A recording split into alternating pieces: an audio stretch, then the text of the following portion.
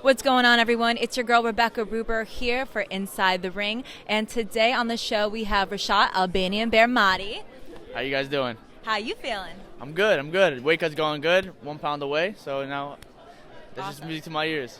So then it's the turkey, bacon, egg, and cheese that you're having after what? Oh yeah, it's at 9 a.m. weigh-ins tomorrow, so I'm gonna be first thing in the morning. I'm gonna go straight to the deli and grab a nice turkey, bacon, egg, and cheese. You know, no bacon, so that's it. Yeah, well, actually, the reason why I brought this up was last time we interviewed was when you were on the undercard of Lopez versus Camposas back in the end of November. And very last second, your opponent pulled out, and we couldn't see you fight in Madison Square Garden.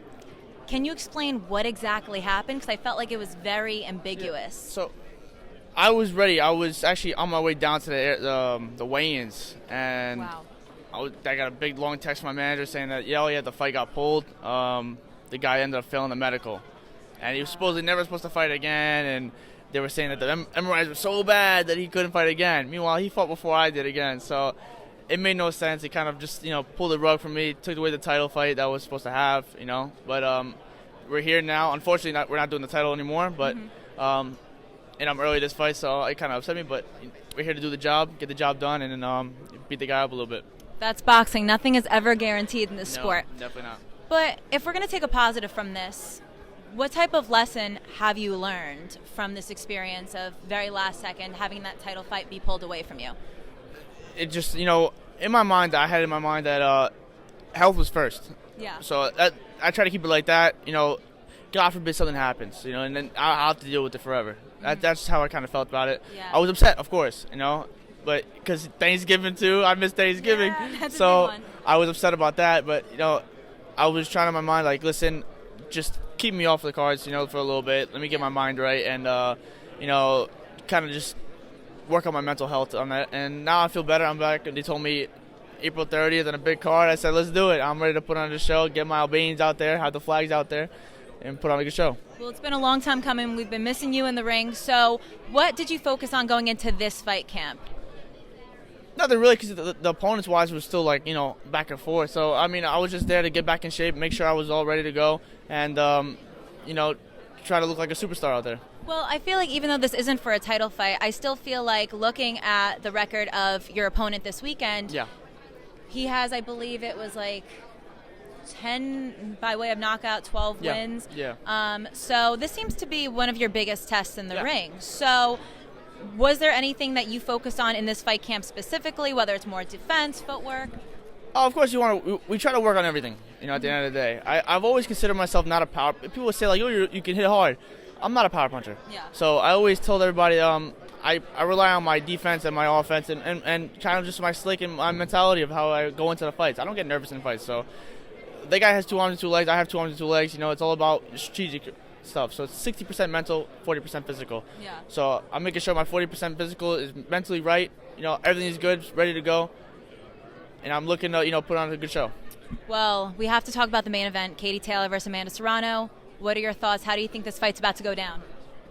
Okay, so I'm friends with both of them. So I'm cool with Katie. I've known Katie since I turned pro. Disclaimer. So there's no bias to me. So I don't want to give an answer, but I don't know. This gut's telling me that if it ends by a finish, I think Serrano will win by finish. Okay. But I think if it goes later to the rounds, I think Katie might pull it off. But that's just me saying. That's my gut telling me. All right. And then on Saturday, we also have on the West Coast, we got Shakur Stephenson versus Oscar Valdez. How do you think that fight's going to go? I think Shakur's going to win. Yeah. Shakur, I sparred Shakur before. Mm-hmm. I've known Shakur pretty much all my life. So he's very, very different. And I always tell everybody this. He's very, very good. He's very hard to hit, and Valdez is just a little bit too slow. Yeah. And Oscar Valdez don't really do too good with boxers, let alone guys like Shakur. So that's why I feel like he's going to win. I don't think it's going to be a stoppage, but I think he'll win by decision. Yeah, I think that Shakur Stephenson's ring IQ will definitely show in the ring on Saturday night. 100%.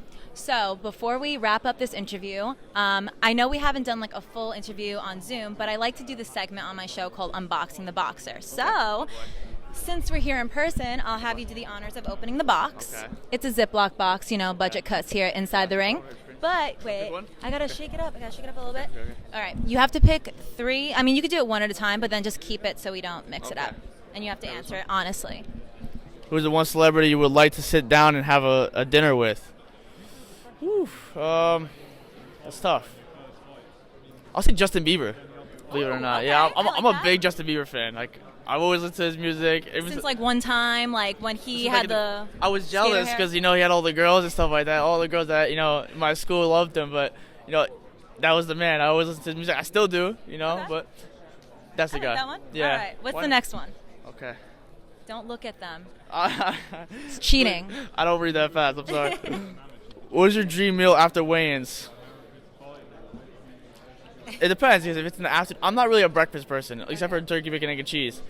I would say maybe a pizza, chicken Alfredo would probably be that, or a nice burger.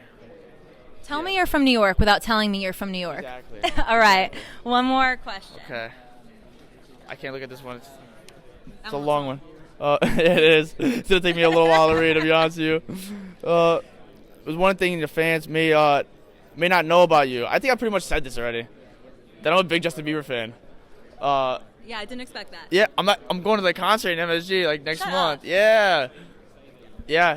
There's my. So if you guys are Justin Bieber fans too, meet your boy Reshat Mahdi. Yeah. I'm like that typical it's like you look at me like this guy's a boxer. I guess so. Yeah. But that's what it is. But Justin Bieber, that's the man. I'm waiting for him to follow me. I was gonna say he has to come to one of your fights now.